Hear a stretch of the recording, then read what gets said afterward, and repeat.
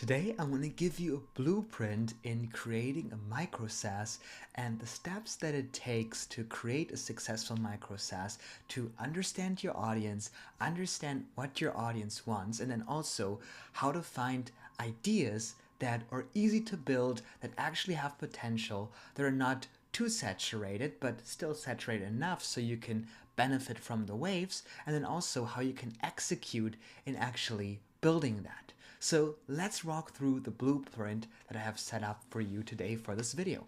So the most important thing, as you can see right inside of here, is choose your audience. And that is something that is very important.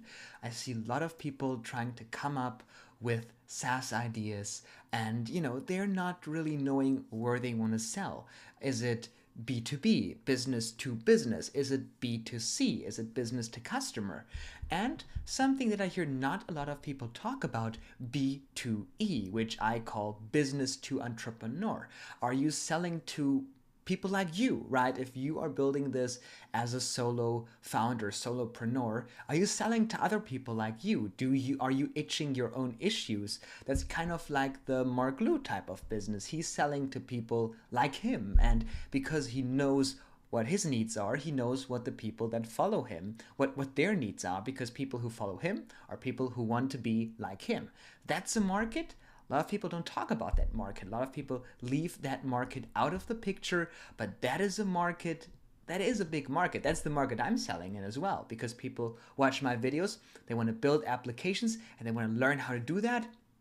And that's part of my business as well, right? Kind of like gotta expose myself here a little bit. But if you provide a great value, nothing to expose, right? Because, for example, this is one of the startups that I built, is Despia, because my issue was I wanted to build mobile applications, but I don't want to use capacitor, and I want to make great mobile applications with native functionalities like Face ID, and I want to do it simple. I want to test it on TestFlight, and I want to build it inside of Toddle, inside of WeWeb, inside of, where I'm building my web application in, and that's why I built that. And it sells great because it's an actual problem, and I found that problem by having the problem myself. So that is the market that is there, that a lot of people leave out. That's B2E. And there is a big market in selling boilerplates to that, selling things that, help them write better code, or, whatever industry you're in. Like, for example, I have one client of mine, he owns a auto repair body shop, and he is building software for other auto repair body shops, and it's selling great because he knows the issues that repair auto shops are facing, and that's why he builds software and he sells it to his colleagues in the industry that already know him. He already has a reputation, and he solves their problems, and that's why they pay him for his software to solve their problems. So that's B2E. I think that's the best market to sell if you don't have a big advertising budget. Because if you are in B2E, you are probably already having your network. You probably already have your community. You already have your audience. Maybe you have a little, LinkedIn, or maybe you have a little YouTube, or maybe you have people who you're meeting with, or you're already well connected in networking events and all that kind of stuff. And they can benefit from the problem that you're creating to solve the problems of your colleagues. And that's a market that I think is the easiest to advertise to.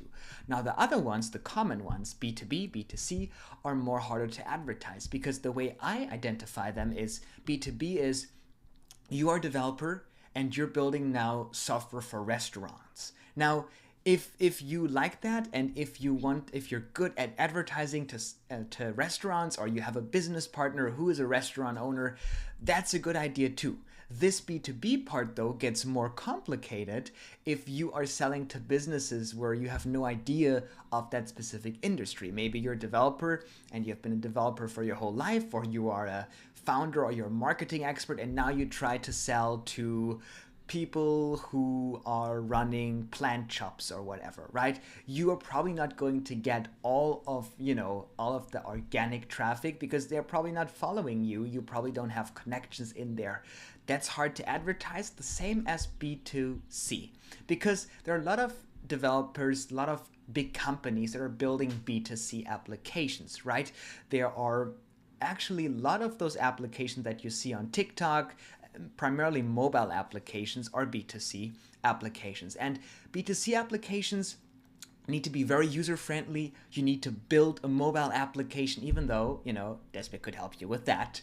But, B2C applications need to probably have a mobile application. They need to have a web application. You want to have maybe a desktop application. You want to be on iOS, on Android. You want to make it easy for end consumers to find your application and to use it. So ease of use is very high in B2C because you're probably selling to non-technical people. That's the B2C market. Same with the B2B market. If you're going to build business software, unless you're building specific business software, right, you want to make it easy for those groups. B2E market, which is my favorite market, is easier because they're people like you. If you can use it, they can use it as well, right? That is the developer market. That's selling to developers if you're a developer. It's selling to marketers if you're a marketer, or selling to developers and marketers if you're someone like Mark Liu, who does advertisement and who does development, right? So, or if you're an influencer, selling to other content creators, right? That is the B2E market, and that is the market that is kind of like, where people sell lots of courses and all that kind of stuff. But there's a benefit and there's an industry in the age of AI to take that knowledge that you would otherwise turn into a course and build a software around that knowledge. So it's knowledge as a software, right? It's not software as a service. It's your knowledge, your industry, your domain experience, selling to other people in that same industry and turning that not into a course, not into a book, right? Turning that into a software. I think software is the future of book publishing. It's the future of publishing knowledge, turning your knowledge into a software that can benefit the user into multiple ways, right? That is also something that is available. And that's a big market. And then the downsides of those markets is you got to focus really on user friendliness. B2B will probably need a mobile application, less of a mobile application. So this is kind of like a good web application will do it. B2C, more than likely you want to have a mobile application, and then you want to have a web application. You need to be very flexible. But there is a bigger market. There is a bigger B2C market than there is a B2E market, right? Now, there is a bigger market, but reaching that market is more expensive. So that's something you want to consider. So to sum this up, if you have less of a budget and you are already good at some, specific thing, you have some domain expertise, the easiest way to move forward with the next steps we'll talk about is building software for people like you, because you already know their problems. You can validate most of the market based on your experience, because if you have that problem, lots of people will also have that same problem. And you probably already have a network to which you can advertise that product. That's the easiest way. The somewhat easiest way is B2C. Building a mobile application has never been as easy, especially with tools like Toddle and Despia or WeWeb or Flutterflow, right? Gotta talk about the competition as well. Making those is easy. Getting on the App Store is quite easy as well. And you can get lots of organic content and lots of, app downloads if you are good at App Store listing optimization, where you can kind of like improve some work with some keywords and, see what's searched. But there's, you need to ride the hype wave when you do B2C, because things that were trendy today will not be trendy in a few weeks, and vice versa, right? And trends, but also come back and go and all that kind of stuff. So the downside of B2C is, but it's a big benefit. It's a very big market. And if you master that market and you get the capital to do good advertisement, to invest in marketing, you can get way more customers than they are in the B2E market, right? Then B2B, which is something that is also a good market, but you're going to have less customers that will pay more. Business software costs lots of money. Take a look at Webflow, take a look at Salesforce. That's the B2B market. You need to probably make some good business relationships, because who's going to pay software for thousands of dollars? So you need to have a unique offering that can help the business make more money. But if you are very well connected, if you're a good salesperson, and if you don't want to sell to 500 people to make lots of money, B2B market is probably something that is good for you. If you are willing to do, go on the meetings, sell people, if you're a very good marketer, B2B market, and if you have some experience in a specific industry, it's maybe something you want to take a look at.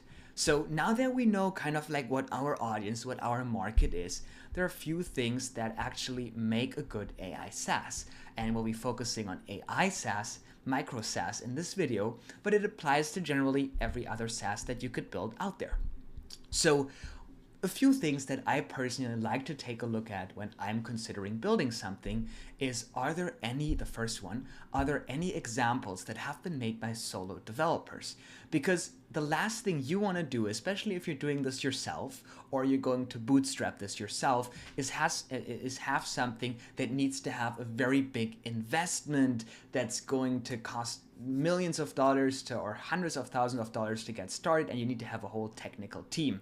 You want something that is easy to build, and there is some evidence of similar or solutions like yours that you're trying to build that have been made by or can be made by solo developers or solo no-coders, right?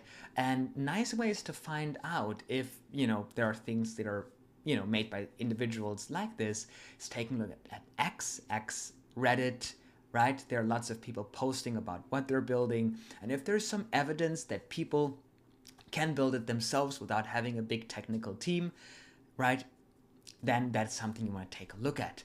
There is a simple example which doesn't really apply to AI SaaS, but let's take a look at, let's say you want to build an AI to create stories compared to you want to make the next Audible.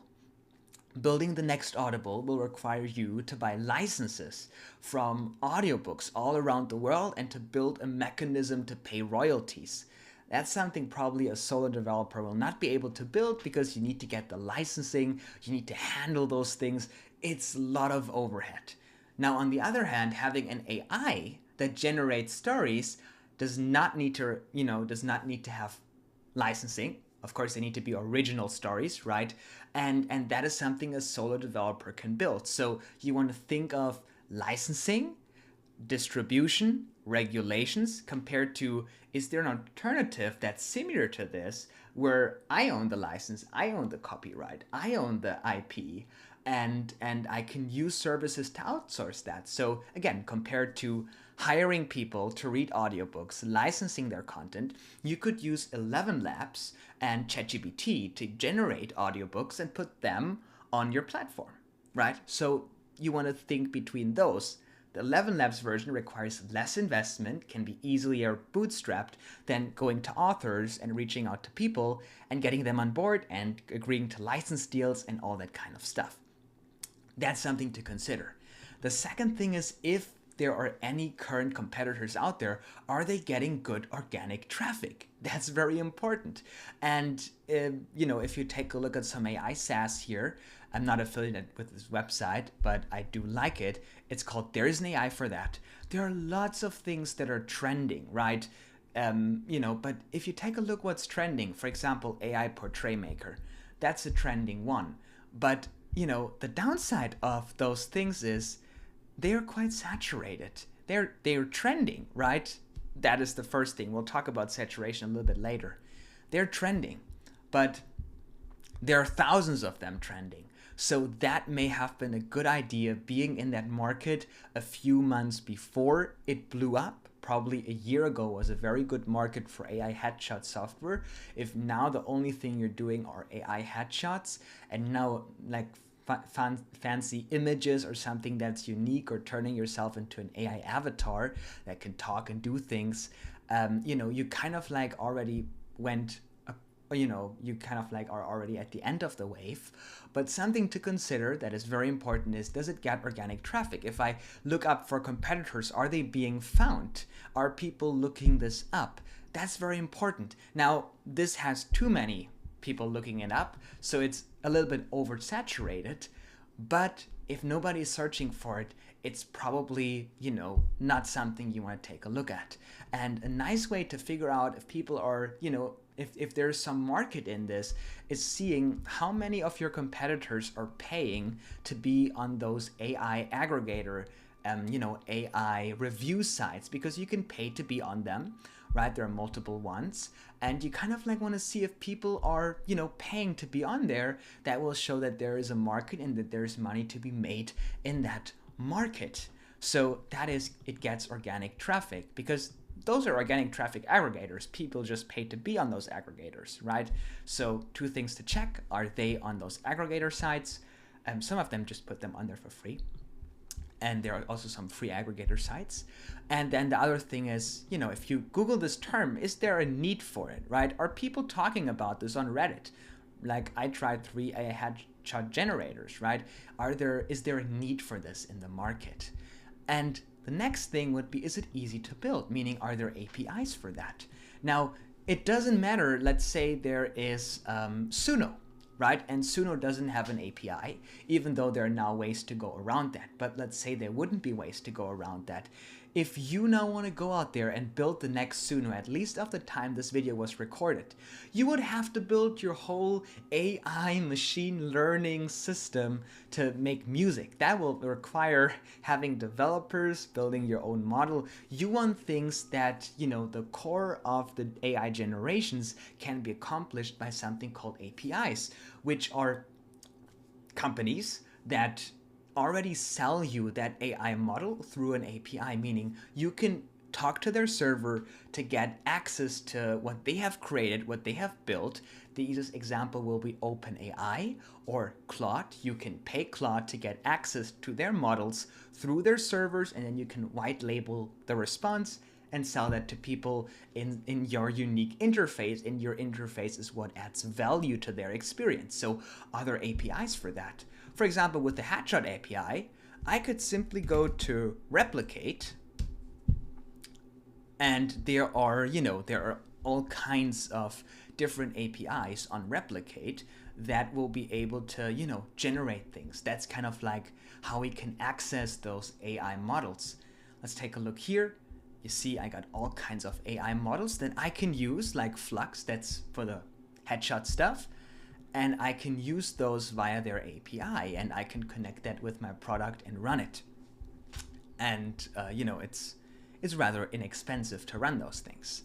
So that's something you want to consider. Are there APIs? Meaning, will this make it, is it already some of the infrastructure pre-built? Or maybe I can put multiple APIs together to create, more value to my user. Then, does it support a simple database structure? For example, the Headshot app is a great example. People are just paying to get an AI headshot. You don't need to have organization billing. You don't need to have teams.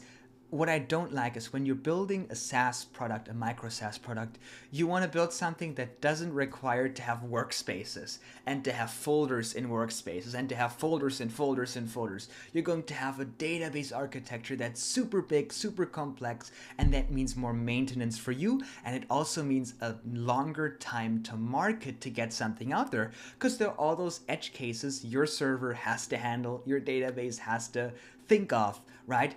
This complex database structure happens when you're doing B2B, right? Because they need workspaces, they need projects in their workspaces, they need project workspace billing, client billing, all that kind of stuff.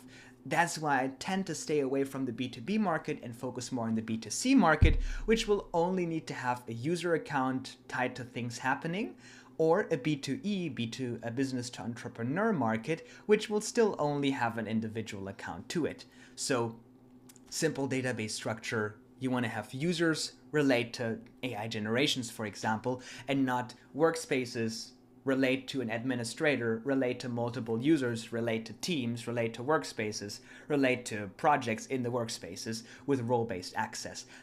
Until you got that database done and got that architecture, I already have 3 B2E apps out there, right? So that's something to consider.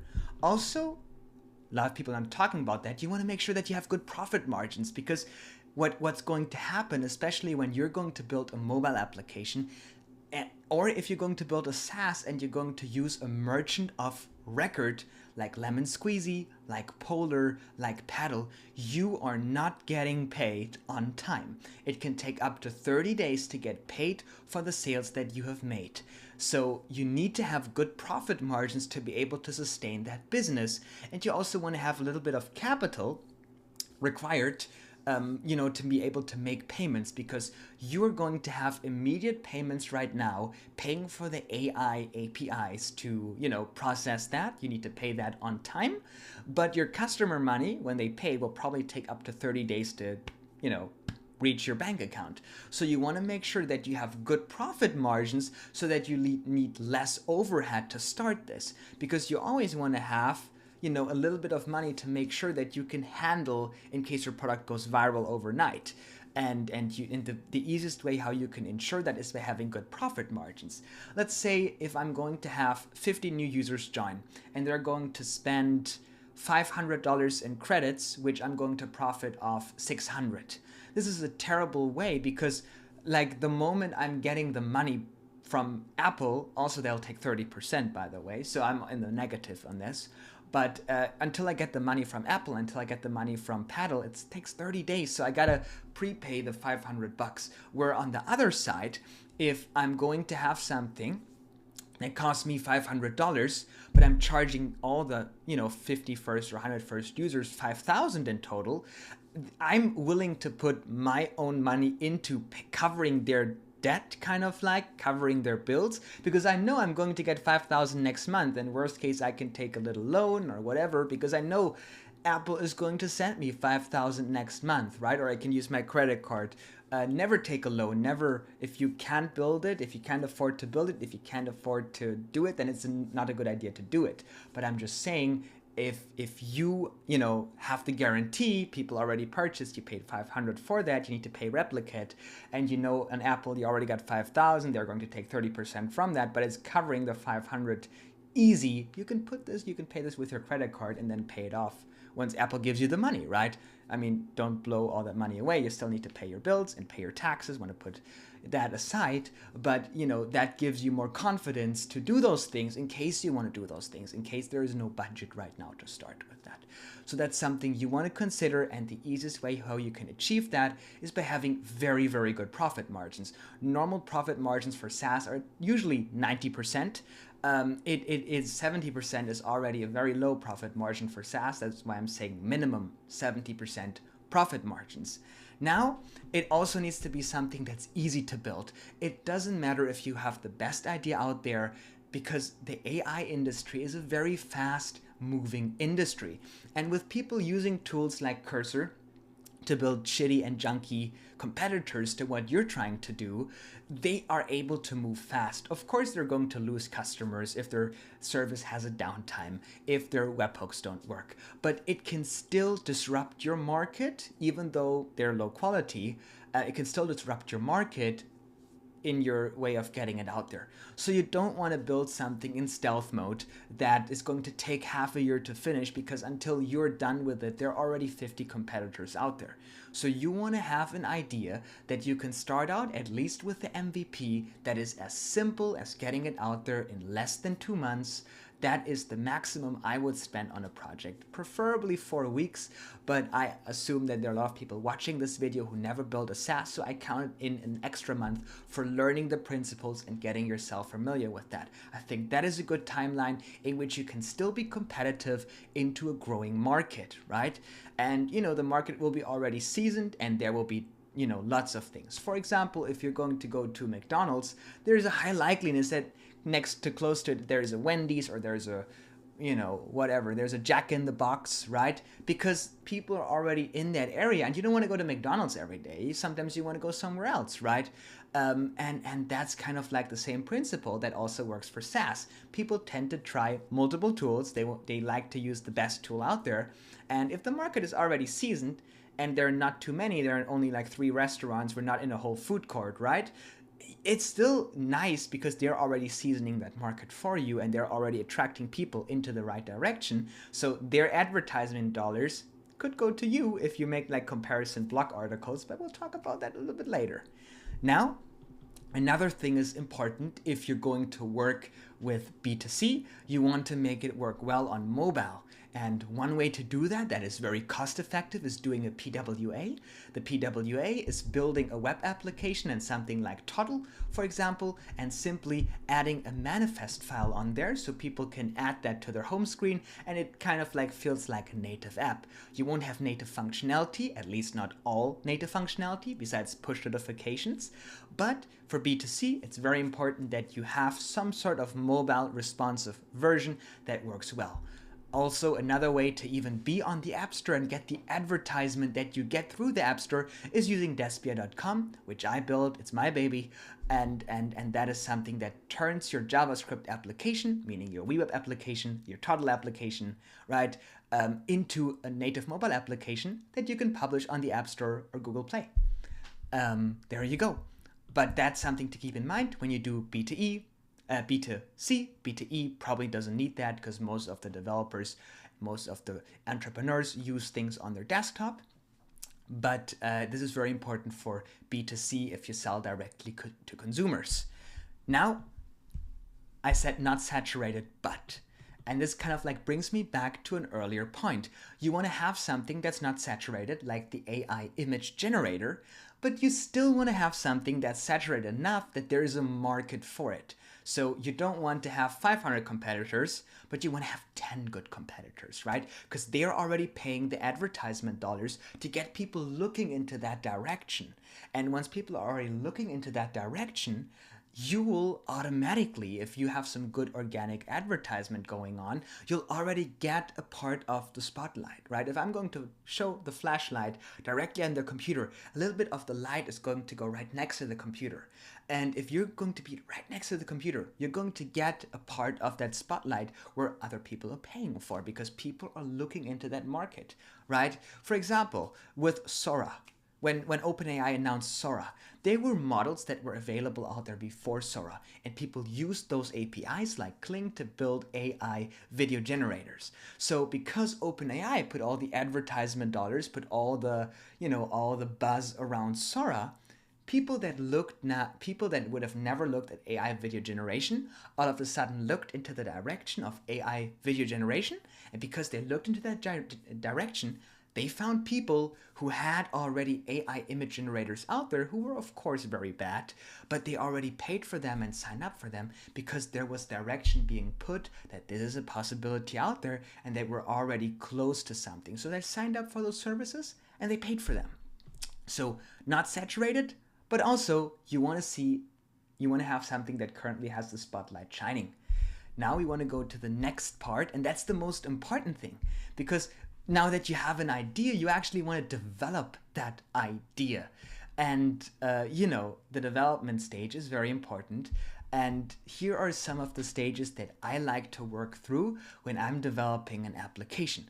The first thing I like to build is the database architecture. That will start by creating a user table, creating an AI generations table, relating the generations to the user. It can be as simple as that.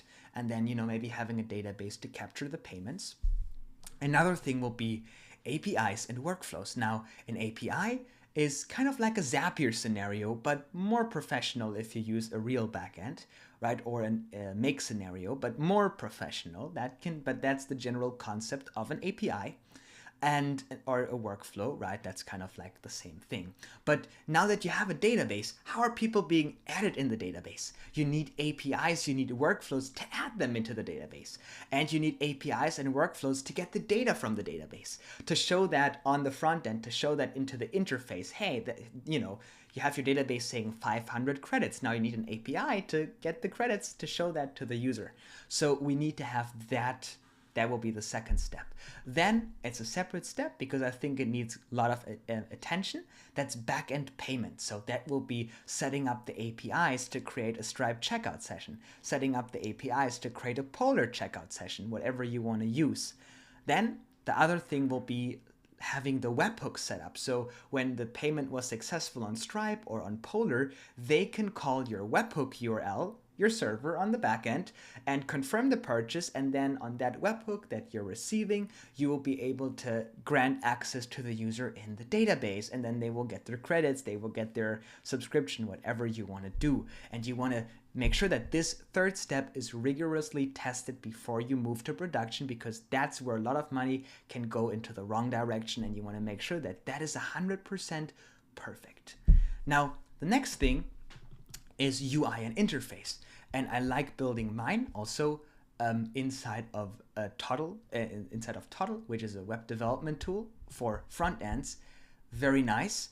and you can build front ends visually. You can connect with data sources. It's a great experience if you worked with something like Elementor, if you worked with something like Webflow, you will like this. It is a visual way to build interfaces, but it is a visual way to build interactive interfaces for mobile applications and web applications. And, you know, things that would be done like this can be now done like this in a nice visual interface. And it is made for developers because it is a professional tool, but as a no-coder, as a non-technical person, you can easily learn how to use it, and then you could use Despi to turn it into a mobile application. And your backend, I would prefer, and I would suggest you to use Xano. It's an enterprise-grade no-code backend.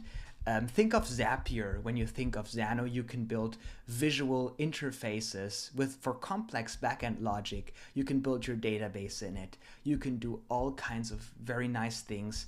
And it is enterprise ready. The website looks a little bit scary, looks like an expensive tool and something that only developers can use, but it's very simple to set things up. You can do this without any coding knowledge. You'll learn the knowledge as you make your way around Xano. And that brings me also a little bit to here. For the backend, I like using Xano. For the front end, I like using Toddle. If I want to build a mobile application, I'll wrap that Toddle application using Despi, because that's my baby. But there you go. But that brings us back to the next step. After we got the interface built, right, after we got the UI built, we want to set up the logic. And that will be click on that button, call this API to process the payment, right? That is what we call logic on the front end. So I click on the button. Now I need to call my server to generate that image, and then I'll respond to the front end and show the image, and then probably save it into the history database. And then we need to connect that front end, which I already talked about a little bit with the logic. We need to connect the front end with the APIs, meaning I click on that button. Now there is an event on that button. That's front end logic. And then that event needs to trigger calling my API, generating the image, and the API responds it back to the front end, and the image is shown on the page. Then front end payments, meaning we have the back end payment set up, but people still need to click on a button, put in their credit card information in Stripe, in whatever you want to use, and then it will handle the backend part of that and grant them the access. And then send an email saying, hey, your payment was successful, log into your account. And then the last part is building a landing page for the application that you have built and launching it, right? And again, what we're using for the backend, what I like to do is Xano for the backend, Toddle for the front end. And then now how we're going to advertise this. There are a few ways how you can advertise your SaaS, especially if it's B2C or B2E. And that boils down to organic advertisement, because if you can advertise this organically, I think it's not worth paying for advertisements through Google or through Facebook. So let's take a look at this here. There are a few ways how you can advertise. Those are free directory sites. And I'm going to focus on free advertisement sources or low-cost advertisement sources that give you organic traffic that is sustainable. Because if you're going to put $50 into being on a directory site, for example, like there is an AI for that, you can buy yourself on here, right? Which is pretty cool. That listing will be there forever. Compared to if you're going to put $50 into Google Ads, you'll be there for a day and then you're gone, right? So I prefer, if I'm investing money in advertisement, I want to be advertised where my listing never appears. And those AI directory sites, like there is an AI for that, or other ones, they keep your listing up there forever, and you're on there, and you'll be found through organic search and the good SEO of the page itself, and their loyal, users are going to all come to you, and it's a lifetime investment if you want to invest that money. So those are directory sites, and there are multiple ones, right? And there are lots of AI directory sites. Like if you just Google cool AI tools, you'll see all those directory sites, and you can then sign up for those and pay a little bit, $20 to get your product on there. Also make sure that all their traffic is legit and all that kind of stuff, of course. The next thing will be comparison articles. You can write articles. Let's say you have you are competing with Studio Shoot AI, which is a mobile application to create images of yourself, photo shoots. You can write an article better alternative to Studio Shoot AI, for example. And then when people look for Studio Shoot AI because you use that keyword, they will find your article comparing your product with that competitor that they're looking for. So if people are looking for a competitor, you can position your product with having a good blog that's registered for SEO and all that kind of stuff with Google Search Console to find your blog comparing the alternative that people look for with your product. Also, great keywords would be X alternative or X versus your product name, right? I'm not talking about X Twitter, I'm talking about X, replacement for being whatever your competitor product name is. That's something you want to take a look at as well. Then the other thing is niched YouTube videos. If you are already in the B2E business like I am, I already got a YouTube channel, so I can make a niche YouTube video, for example, how to make a mobile application inside of Despia, which in fact I've been doing a lot. People that follow me watch that video, they may also want to make a mobile application, and now they know that there is this opportunity to now build mobile applications that easy with Toddle, which evolves my YouTube channel on mainly on. So you already have people who share the same problems that you have. They want to make mobile applications, but they're using Toddle. You have a YouTube channel about Toddle, make a video how to make a mobile application inside of Toddle, and they'll use your product because you have a solution that helps you, and if it helps you, it will probably help your audience as well. So that's something to take a look at, a deep look at as well. Another organic way to advertising is forum posts, because there are lots of forums on Reddit, right, like Artificial, and, there are lots of, discussions on Reddit, like what are the coolest AI tools you found.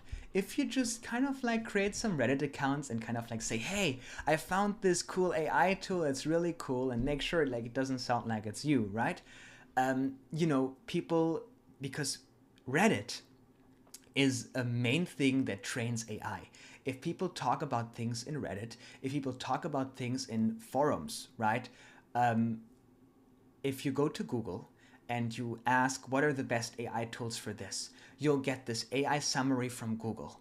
They won't tell you this, but a lot of times what I found from my own research, that AI summary is being put together based on things that Google can find on Reddit and Google can find on verifiable forums. So there are some AI forums here where you can talk about things and all that kind of stuff.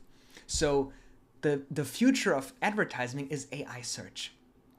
If you get your product, if you have people talking about your product or yourself on fake accounts, talking about your product on forums, on Reddit, on AI forums, on the OpenAI forum, whatever forums have a high credibility, and there are lots of public forums that you can join for free, Reddit would be one of them, you will go into Google's AI suggestions very likely, and that's how people can find your product when they ask ChatGPT for alternatives to this. Or the easiest one would be on G2 and Product Hunt and all those things. Those are all things I would call forums and forum posts. And if you are on there, you'll be suggested by AI. So that will put into AI advertisement, which will help you a lot. And then we got kind of like that whole structure here. We talked about the audience. We talked about good micro SaaS. We talked about development stages, what tool to use, organic ads. Now, let's say we fail.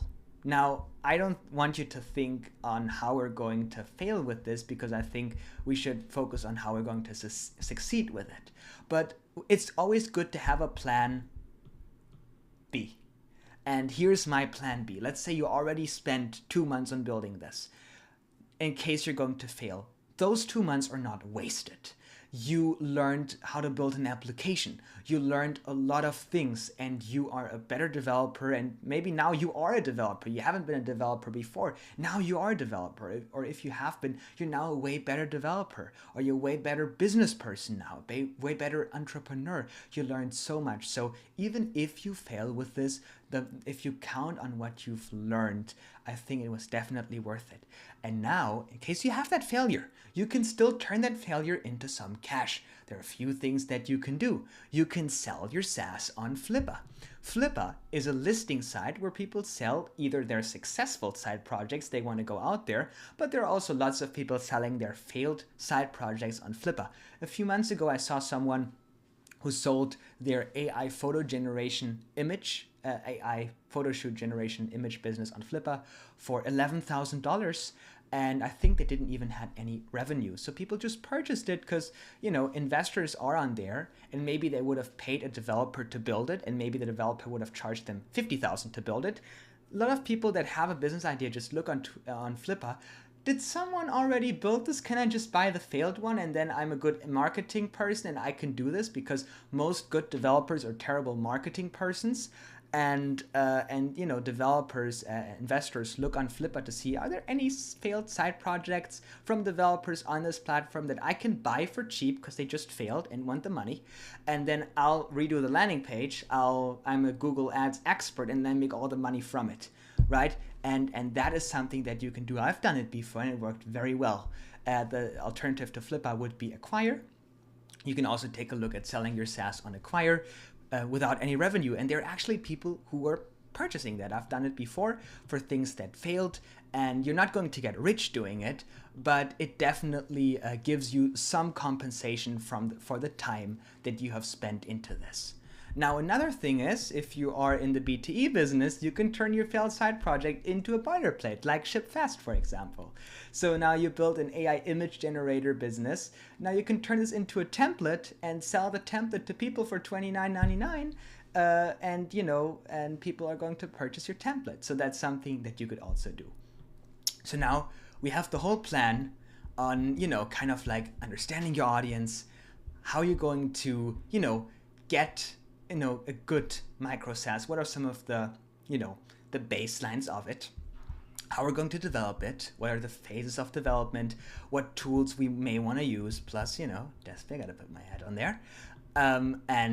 You know, then how we're going to do organic advertisement and AI optimized advertisement. And now we also have a backup plan. So we got the whole strategy here with the backup plan, right? So in case everything goes wrong, we have a nice backup plan to give you the confidence to try something new. And if you like this video, I would greatly appreciate a thumbs up. And if you want to build your own SaaS and you don't know where to start and you are stuck and you want to use Toddle and you want to use Xano, I would highly suggest you to take a look at my community, NoCodeProCode.com. It's a paid community, but this gives you all the resources that you need to be successful in building. On the technical parts, we're not going to talk about how to make money on there. We're not going to have courses about the secrets of selling SaaS. We don't do that. This is only focused on helping you succeed building it. You got to put in the work. You got to maybe subscribe to other communities or look at other videos on how to get the advertisement right. This focus on the development part. If you're not a developer, you want to become a developer, you want to build your own ideas, you're a marketing person maybe, and you want to get this idea that you always had and get it out there and do it yourself, because the developers that you hire on Fiverr have no idea what your vision really is, and you want to take control of your own ideas. That's exactly right for you. We'll help you in there, get to a point where you can launch it. You're kind of like up to yourself once you launched it, but if you're looking at this from the technical perspective, you want to build a SaaS for yourself, for your client, for your team, right? That is something you want to take a look at, NoCodeProCode.com. It is, I think, the best investment into yourself. It's not that expensive, and you get daily office hours, you get templates, you get lots of courses, you get access to me directly inside of there to ask your questions, and if you need any help, we're here to help you in there. So thank you so much for watching this video. I hope that you're going to be successful with your SaaS, and if you need help into the building part and you need some guidance, some assistance, a great community that empowers you to keep going in that development process, to do it yourself, even if you're not technical, with those visual development tools, definitely think about joining NoCodeProCode.com. It's the community you've been waiting for, and we're here to empower you. If you want to join, there is a pinned comment down the video with the link to join, and you'll find that also in the video description. Thank you so much for your time. Thank you so much for watching this video. I hope that this has been a blessing to you, and I wish you a blessed day. Take care.